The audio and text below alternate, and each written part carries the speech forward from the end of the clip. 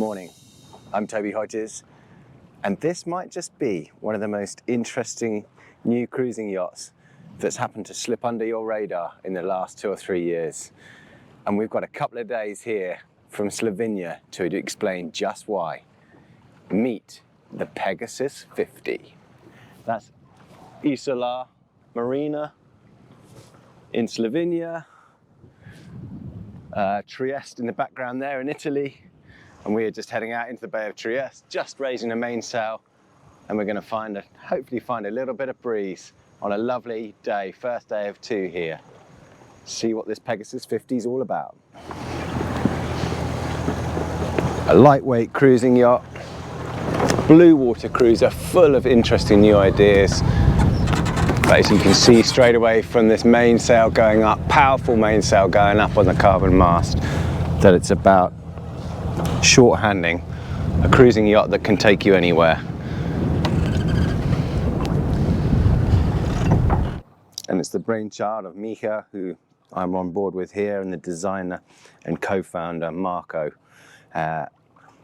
designed a lot of yachts for Seaway like Shipman with J&J and Green Line, etc. But the 50 is the first from Pegasus. The first one launched about 4 years ago, but during COVID, and then production has since ramped up to around 4 yachts a year.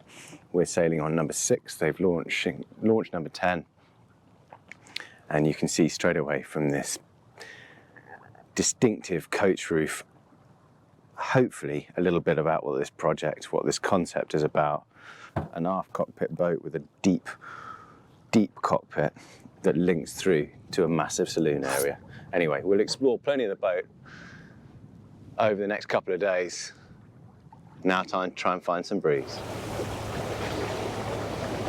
Sailing towards the mountains. Got a gentle breeze here, blowing 6 or 7 knots, and we're making about 5.5 to 6 knots. Close reaching with a code 0. Very pleasant, the only ones out here on a late March day, mid-March day. Wow, this is lovely sailing. As you can see this morning, this afternoon now, but the instruments are saying it's about 10 knots, but I don't think the true wind's working because, I think we've probably had 5 to 7, this is probably sort of 7 or 8, and we're doing that sort of speed now with the code 0 set.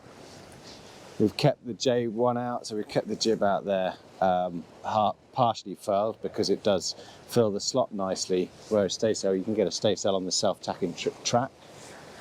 But yeah, we're just playing around with the sail pan a little bit, but the boat's going really well. You can see she's heeled over nicely, and I am just playing with where I like to steer from.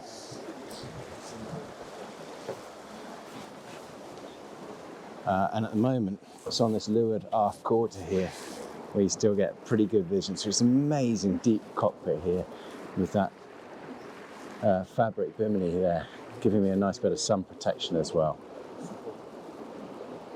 I know it's only March, but this is lovely. Look at this, we're the only ones out. And we are doing 7.8 knots. And I can't think that there's much more true wind than that. And that's at 55 degrees to wind. Not bad at all.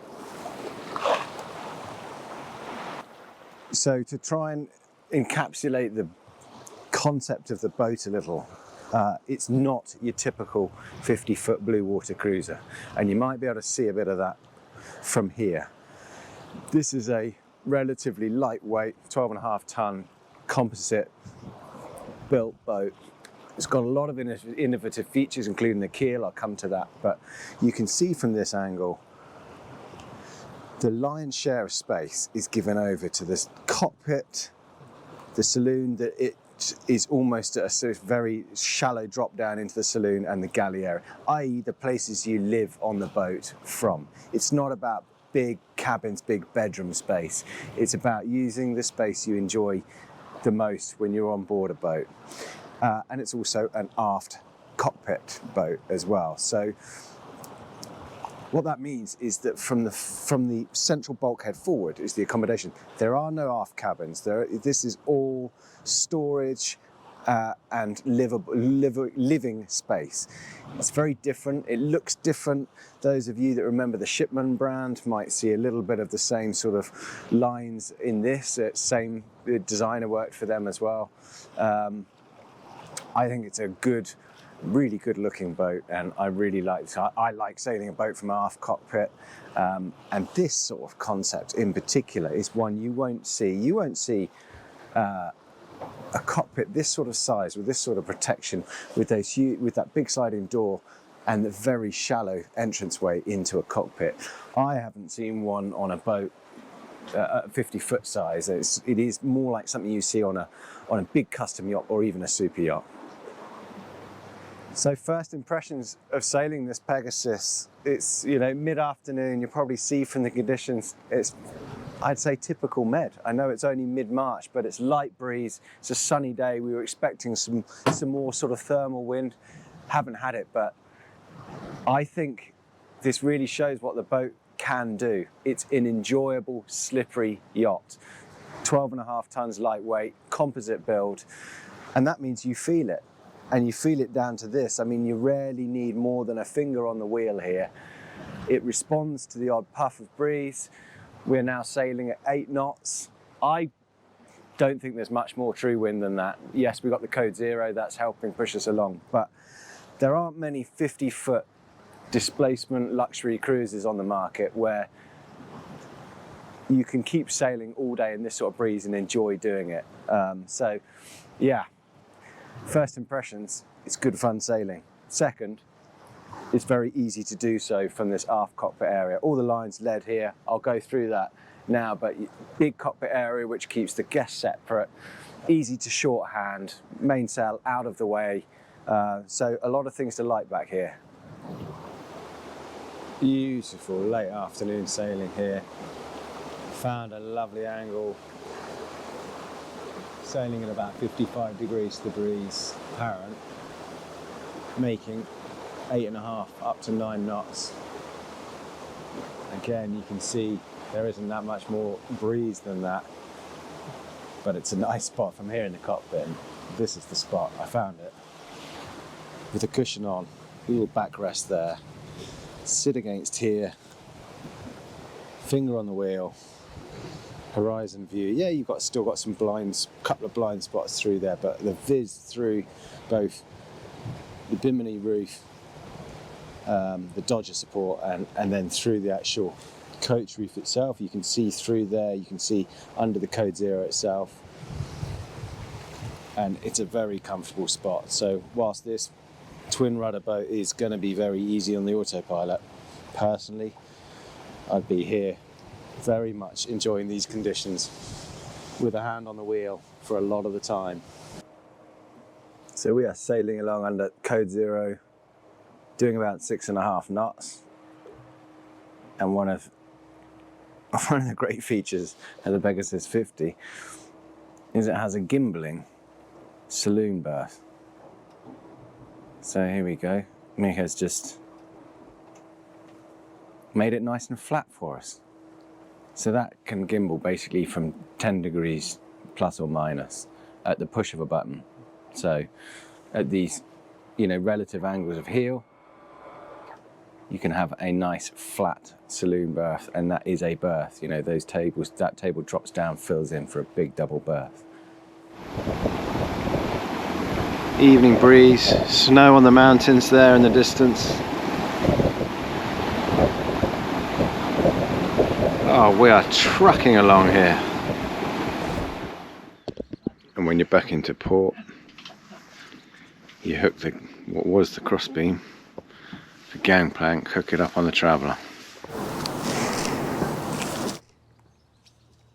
So I want to show you the details of this cockpit in at-rest mode, because it's really impressive. So you can see here how the topping lift has been used to bring this aft bench area here as a gangplank. Designed this in-house. It's got a little concave to it here, so it makes you feel a bit safer walking on it here if you've got a slope or something coming down it. You can see here just how much space you've got there with both the single level sole and then the swim platform as well. This winch layout works really well actually. If you don't like sitting by that loaded winch, you can just put the sheet, the code sheet or the jib sheet on the forward winch if you're sitting here to leeward. But it works well because they're multi-purpose winches, so that's handling all your halyards there on the forward winch. But this one, again, use your spinnaker or your code sheets or even your jib sheets around this one. But then when you're coming into port, perfect here, like stern 2 on a med-based berth, typical. You want to put some extra pressure on those stern lines, you can take one round. It's a 60 Harken 2-speed electric winch, plenty of grunt there. And you'll see now no lines in this cockpit because these are big, deep rope bins below here. Proper size rope bins, so you can get rid of all those. And then actually there's no real snake pit even if they're out, because they sit under that bench area, and that, as you saw, that transom closes up completely. It gives a good feeling of security because you are sailing right from the aft quarters, but yeah, it gives that good sense of security with that closed up. And then in the open guise as it is, it's just a small step here, and then you got the tender garage in here, which I'll lift up for you now. So on future models that won't be a fabric part, that will completely enclose there with a solid part. So lifting up there, we've got a sail bag on top of the 2.6 metre deflated, but you can get up to about 2.5, 2.6 metre inflated in this tender garage if the tubes are small enough. You might be able to notice it's starting to get a bit dark here, but that is the tube, the air hose there, which goes through that watertight bulkhead to the technical locker, so you can automatically pump up the tubes. And there you have twin quadrants. You can have an autopilot on each, and they're linked with a tie bar there. So if you lose one, you've still got steerage on the other. Jeffer steering, mechanically linked. There's a shower there, big aft deck, so good swim platform, and that will be integrated into the back of that as well, so completely clear area. Again, another use for the winch there. It's just rope manual lifting of that, but if it gets too much, you can just put it around the electric winch. Carbon. The deck is all carbon. Coach roof is carbon. Bimini is actually all in carbon. Keep the weight out of the upper ends as well as the mast, obviously. Got hydraulic pack there for the backstay and vang. Good footstops for the helmsman. Nice and chunky there. And there's the access for the emergency steering. Then you've got pedestals, quite a big gap between the pedestals, but there is a handrail there on the back end of that solid table. Easy to reach the winches, and obviously the jammers as well. Good rails on that. This is called a cabriolet roof because that just rolls away. So if you do like the sunshine in the cockpit, you can have that, but it's also offered with a solid pole, this one being solid, and they've designed it in a custom enclosure for a proper marine Starlink receiver in there as well, and solar panels. Nice to have the instruments repeaters there up on the bimini roof, because you can then sit here facing forward and see that. You see just what's going on the inside here. It's really, as I said, in connection with this cockpit. Big fixed composite table here with a life raft built into the aft end, so you just pull that handle up, pull the life raft out, bang, along a single level sole. Drinks holders and a fridge in the forward end of that as well. And then you get to the technical lockers here, remembering there is no accommodation aft of this saloon area, so this is just stowage space here. It's phenomenal really when you consider that it does have that big, beam wide tender garage as well. But it's split, so same size lockers each side, but they've really thought about it. You know, it's methodical layout. So you've got electrics one side, plumbing the other. So stepping down into this starboard side, you step on the step, and then you can sit on it. And you see this side, you've got your electrics. So your battery chargers, your AC, DC distribution panels, nicely raised up there. Webasto heating pump. There's the Watt and C electronics and the distribution box as well. That's for the hydro generator. And then really nice layout. So as well as these big, deep bosun's bins there, so you stow what you want in there. You've got the fuel and generator fuel filters, sorry, main engine and generator fuel filters nicely raised on a bulkhead. The whole point of this is to make maintenance easy, and therefore people will do it more often. And then we've got access into the engine room. So main access is from below that table. So the whole of this solid table you can see here is this panel lifts for the top of the engine access, and I'll show you from the side here. So that's with those two panels removed. And there's really good side access, you know, bearing in mind you've got that big panel lifting from above, but you've got big side panel access at each side. So this has the Volvo Penta 75, but a lot of boats now taking the Yanmar,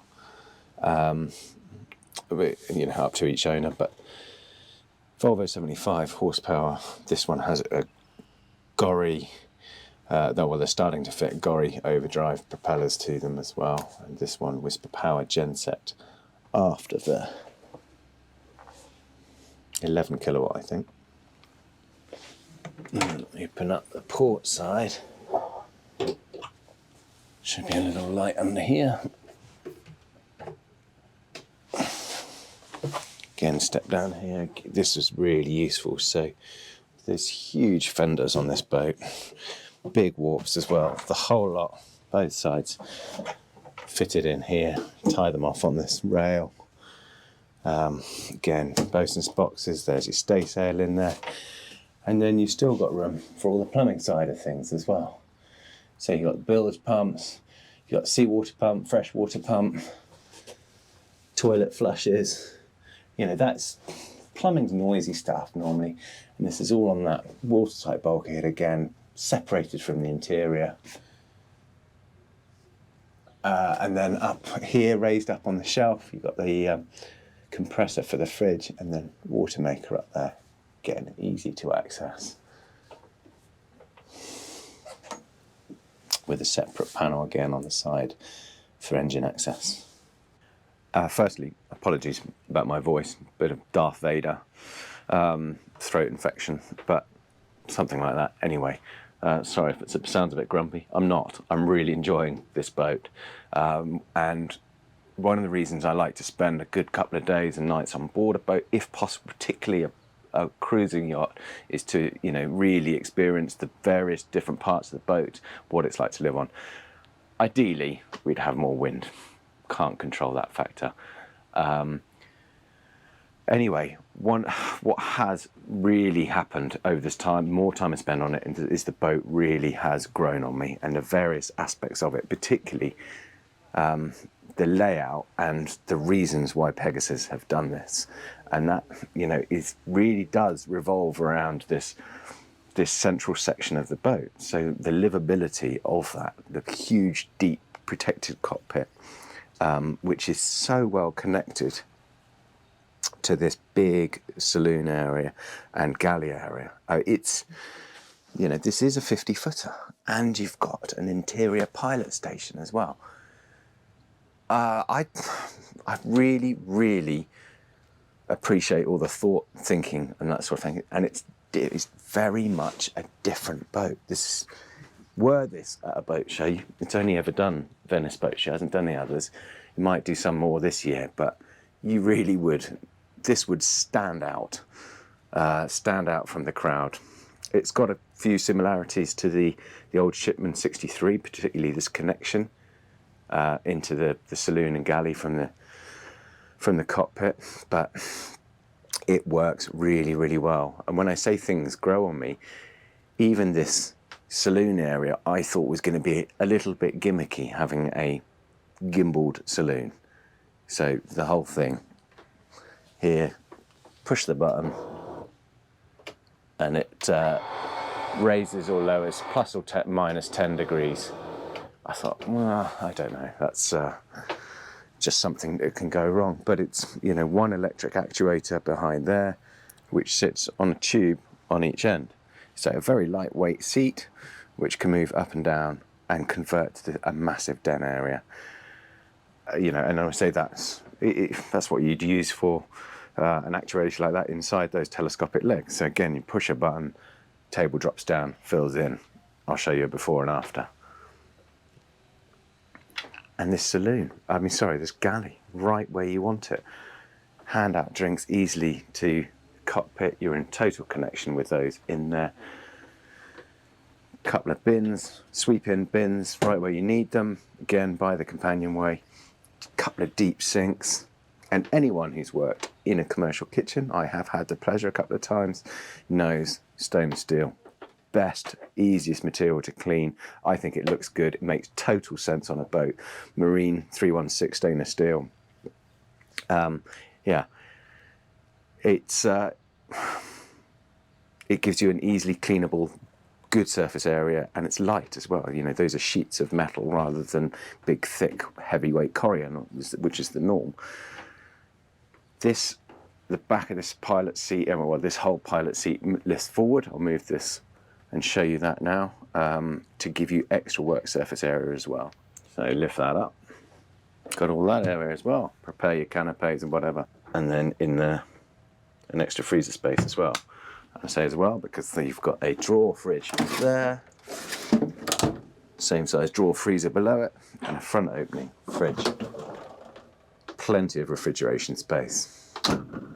This one has an induction hob and a microwave, but obviously you can see the space there to have a proper stove in there as well. Induction cooking comes as standard, as does lithium batteries, as does everything on this boat. Everything is included as standard. Yeah, but I don't think there is anything apart from the code 0, but you get an asymmetric sail that doesn't come as standard. And look at that behind that seat, which I took away from there. The cushion is that big shelf pilot book area next to the pilot station. Plenty of outboard stowage here, all through those. And look at this, down to customised cutlery, stowage spaces, even the knives, and I'll show you for the glasses as well, and the crockery. Nothing will fall around at sea. Below me here, this is a deep stowage space, cellar, whatever have you, with service batteries further forward under there. And then there's your central crockery and cutlery space, crockery and glassware in here. Again, you know, it's all customized racks for it, for the glasses. Really nice, useful area there. So saloon area, yeah, this table just flips over, works really well to have it halfway, so you can have it more of a coffee table sort of thing, easy to get in and out of there. And then you get a huge table there. That then lowers down at the push of a button here, and that backrest is double width, as you can see. So that folds out, and that becomes the insert there, flat-based insert, to go on top of the table. Again, I'll show you it in its position as a bed. I call it a bed. I mean, that is absolutely huge. And as a den for kids, I think it's brilliant. And that's where it sort of hit home about this, using this gimbaled settee area. What a great thing to have. You're at heel, you're into nasty sea or whatever, you know, 2 or 3 or 4 kids in here, angle the bed, they can have a sleep, play games, whatever.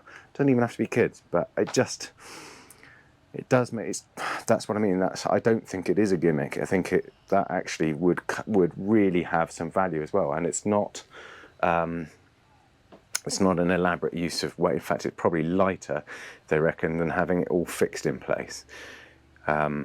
So yeah, other than having to replace an electric actuator, maybe if it got stuck at one angle at one day, that I don't think there's many downsides to it.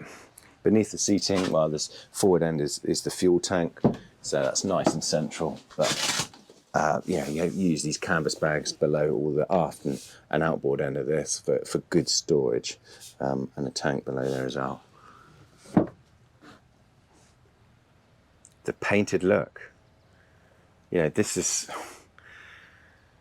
a modern European approach. I really like it. Again, it's going to stand out from the crowd. All this leather work with the stitching, you choose your colour of it and everything, same as all the different hull colours have been painted different colours, and they do it like a car is painted as well. So they paint it and then they spray it with a lacquer, so it's easier to touch up and yeah, easier to get this glossier finish. So yeah, very, very distinctive, and this really is like a car dashboard, really, isn't it? So there's your switch panel from fellow Slovenian Marine. Really nice touchscreen interrogation, and all the buttons, it all naturally changes colour with the night time, that sort of thing. And you can obviously pull this face off to access manual switches behind that as well. And then obviously you got the water maker and stereo controls and that sort of thing. And then the pilot station. I mean, brilliant area. You can use it as almost like a chaise by sitting up here with your feet out. But in sailing, my position as an armchair here looking forward, that's your view straight over the foredeck. So good surround views in here if you were keeping a watch. Again, I haven't seen a navigation pilot station like this other than on a proper pilot saloon yacht. But this is some sort of performance blue water type boat. Good working area, and this massive screen as well. Oh, and if you are keeping a watch from here, good ventilation from here, and a view out to your mainsail as well as looking out over your head sails. This screen, 27-inch, and that is just it's not a marine screen. It's just a touch screen, which they have linked in the BNG to show the instrument data, which you can see. I mean, you can see that from the wheels back aft. But it's also got HDMI, so you can use it as a computer screen. And this whole thing pulls out, which I'll start to do here, and then I'll have to complete with my other hand. Pulls out so you can use it. It's on a revolving stand to use it as a TV to view from the saloon, like so.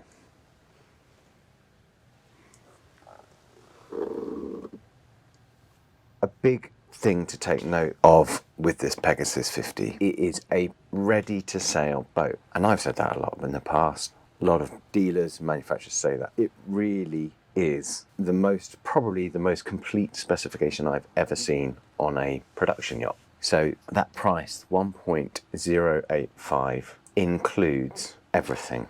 So pretty much everything we see on this boat today, other than the code 0. But it does have an asymmetric spinnaker. It does have hydronet sails. It includes a carbon mast. It includes carbon structural bulkheads, carbon deck, carbon bimini, all of everything. The upholstery, the B&G electronics. What else would be a big thing? A water maker, a generator. But right down to the knives and forks. Everything you need to go sailing. Everything that is on the boat. There wouldn't be a tick box of options that you would add to this. It's really incredible, down to a washing machine, a vacuum cleaner. I haven't really seen that before. By doing that, all of those accessories, those extras, whatever, are designed in. They have a place to live on the boat. It's a big factor to consider. So you may be able to tell by now, I really am raving about this boat. I think there is some brilliant thinking in here. Was the but? The but is, obviously, we've got to the forward end of the saloon. We haven't seen any accommodation. So the price for having all of this space where you want it, the living area, the galley, cockpit, whatever, comes in accommodation space, which is comparatively small. You know, it's a 2 or 3 sort of ish cabin boat. And when you step down here, from here is accommodation area. There are a few different layouts you can have, and you can, including having a big owner's suite here, which you'd still need to walk through to get to the forward cabin. But if you can imagine, this longitudinal bulkhead would go. This is the mast step here, and that would, and the double bed would inside this master cabin would extend to here. In fact, I'll try to show you a couple of pictures of that. And for one of the boats built so far, for example, all of this area, that's a shower in here. So that's a glass fronted area.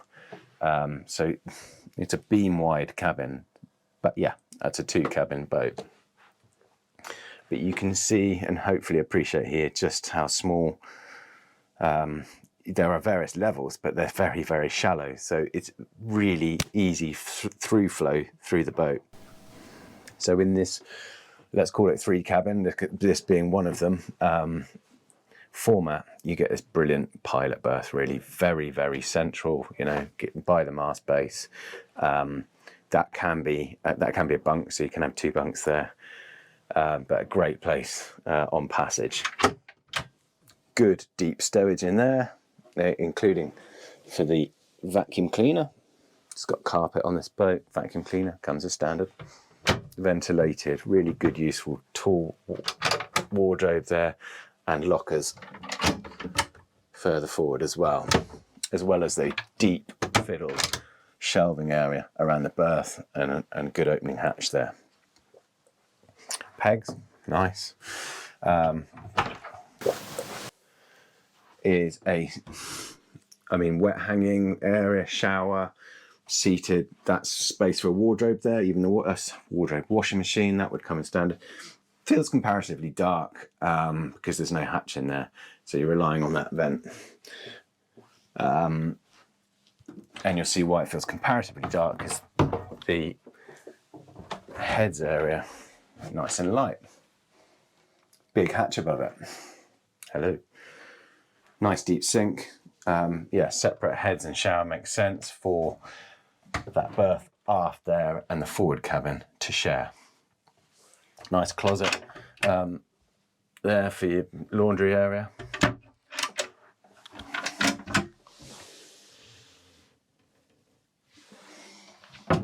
And it's, you know, it's pretty narrow coming through. It is a corridor effect. You've got to duck your head coming through here. Max headroom, I think, is about 6'1", and that reduces as you come forward. You know, you duck to come through these, but it is a seaworthy layout. You don't need to grab onto anything here. Your shoulders up against the corridor, and nice chunky bulkheads. Headroom in here in the forward cabin reduces to about 5'11", and it is essentially a V berth. You got a bit of stowage on each side. You just got room to turn and change in this aft end of it, and there's a bit of stowage for space for bags and shoes, etc., below the berth. Otherwise, it's the bow thruster below that. But a nice big hatch for light and ventilation above. But comparatively for a 50-foot boat, it's a relatively small guest cabin.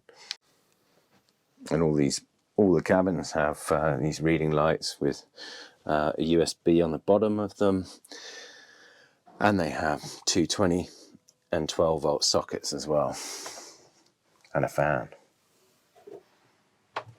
And then there's the master cabin to starboard in this guise. Again, as I said, you could lose that bulkhead, and this berth would come further out here, and you'd have, you know, more storage space and more room to move around and stuff if you wanted it, if you were going to lose that bunk to port. This berth can be this double as it is, or this outboard one. It slides on rails. You move that bedside table, that becomes a central part to split them into twins, which could be quite useful. Again, good ventilation, forced and natural, and it's You've still got good headroom in here. You've got the same headroom as you have out by these steps, around 6'1". Compact stowage space in the compact wardrobe and drawers there. So I think if you were staying on board for a longer period of time, you'd need to use some of that stowage out here with this layout. There is stowage below this berth, to put your bag, etc., and further aft as well. Water tank outboard on underneath that one. And yeah, I know what you're thinking. I was the same. It'd be nicer to have that on struts and have a bag area useful, easier to lift and get at, access that.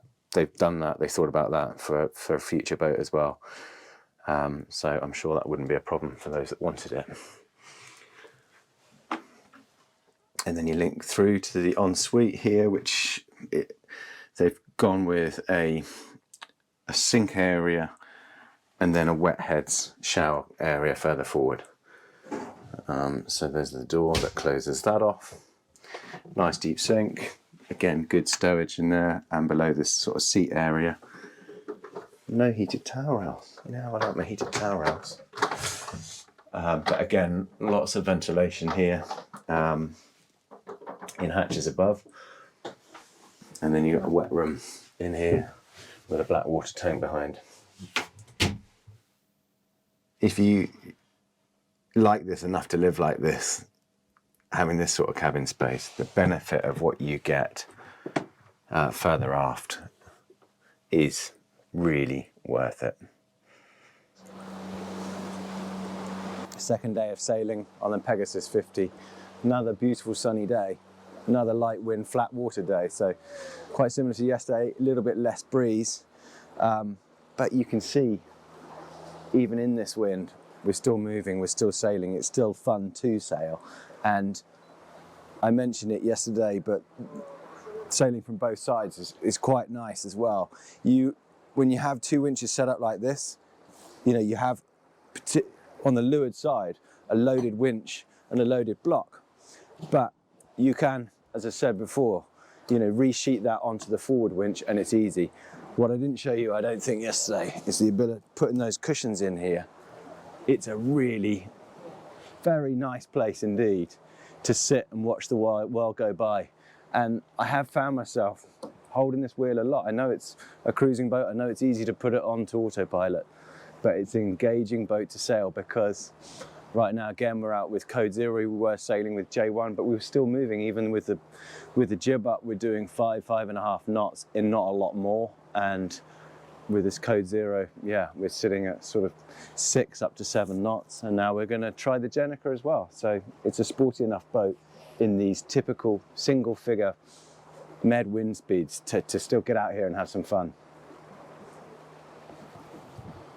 And then the same applies, on the windward end as well. So you can either perch yourself up here or on the cushions.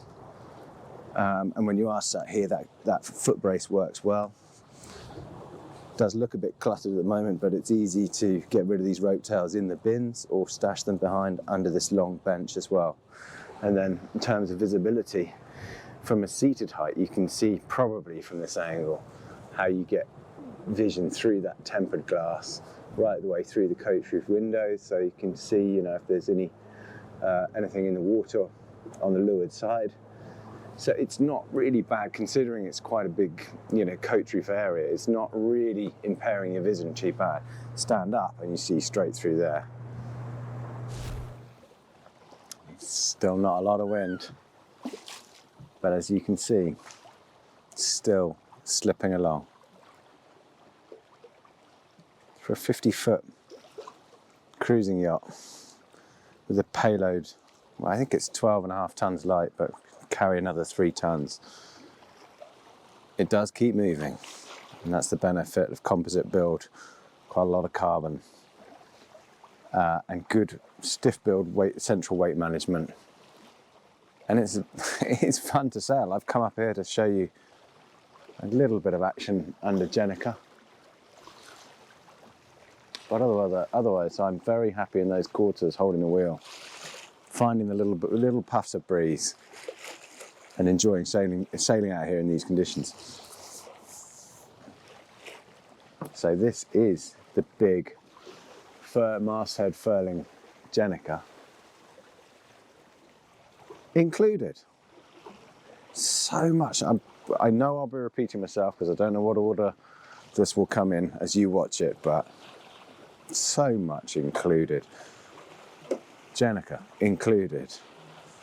Bow spread, obviously, furling mechanism, anchor with 75 meters of chain included, Aztec composite decking included, carbon mast included, these hydronet sails from One Sails here, part of the standard spec, solar panels included.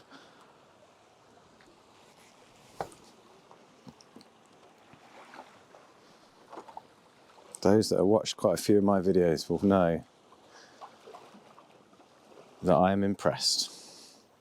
You'll also probably notice on here that this has self-tacking jib rail, and that is for the staysail.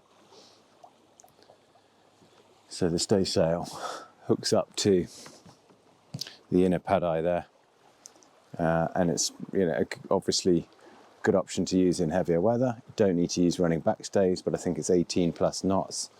Use that staysail, and see from some of the imagery of Pegasus they've used it to fill that slot sometimes between this Jenica. Yeah, easy to manage on a self-tacking jib rail. And you can see from these furling mechanisms, the furling lines are led aft. So this is the jib one, which runs along the guardrails here, and this one, the grey one, is for this asymmetrical code furler, and is run all the way aft, so you can put it on the winch, or obviously with these endless line furlers, especially in light winds like this, you just pull on this to furl it away. And then the tack line is on this jammer on deck at the moment, and that you can lead back onto the mast-based winch, but that's something they're changing because that obviously fouls the cockpit here, so they are future boats, they are going to be leading that aft as well. From here you can also see all those hatches, which you'll see natural light they give from inside, but also how this is a slightly raised coach roof, I guess, extended deck area forward to give you that extra headroom in the accommodation, and they've dropped these hatches in so they're not tripping hazards as you move forward. So that leaves obviously a large foredeck, and that's the big hatch for the forward cabin. With all that stowage space aft, that's where obviously the majority of stuff's going to go, sails included. But there is still a sail locker of sorts up here as well, because you can see the chain locker and windlass chain locker is nicely offset to port there, leaving a bit of volume up front there, and that's angled for the crash box part of it, but this gives you a bit of an idea how neatly things are installed. Got your boat hook there for mooring, little step down in, spare anchor, deck wash socket there as well. And also, because that is a watertight bulkhead, the remote control for the windlass is inside that forward cabin, so when you are anchoring you lift this hatch up and you just make sure that the wiring is obviously kept watertight.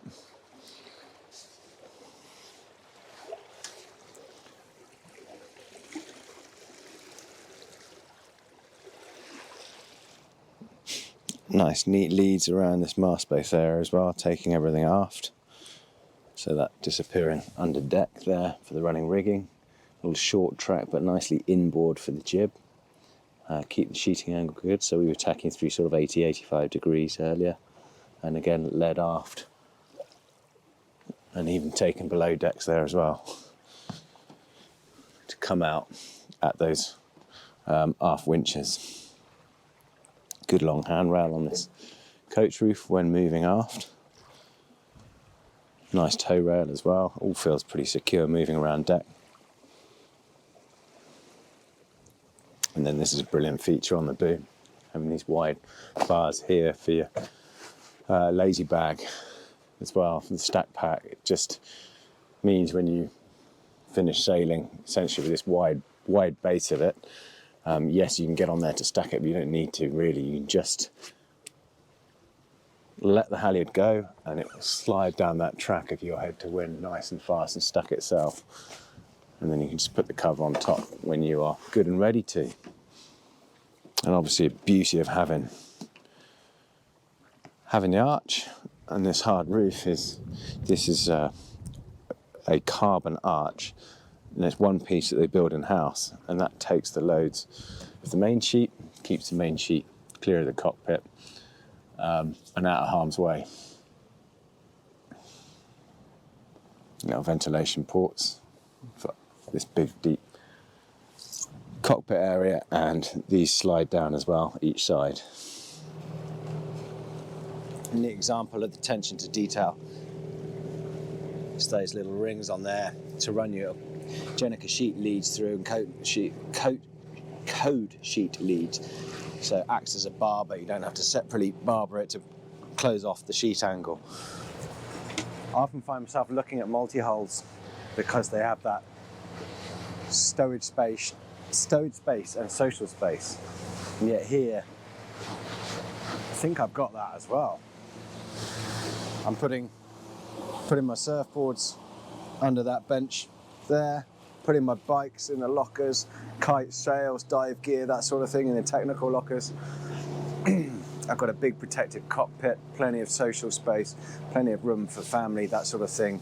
I don't particularly care about the guests that much. This has got plenty going for it. Heading back into port for the final time. Pegasus 50, wrapping up, I would say. I know there's a lot of competition in the 50-foot luxury cruiser category, but typically they're centre cockpit, big aft master cabin type affairs, you know, a lot of emphasis on the cabin layouts and comfort there. I really like this. I think it offers something really different. I think they've put a lot of time, experience and thought into the design, the layout. It's a composite build. It's lightish. You feel it. For those that enjoy sailing a boat from the aft quarters, it's hands-on. You feel it. I know I wanted to sail it in stronger conditions. Waves couldn't have that, but been sailing all the time in this sort of thing, and I really, really enjoyed it. And I think for those that appreciate that sort of covered cockpit space, the space in the saloon, and are in that 50-foot market, I know it's a lot of money, but it comes fully packed for that. So check out Pegasus Yachts in Slovenia. Lovely place too. Good place to go cruising from. Hope you enjoyed the tour. See you next time.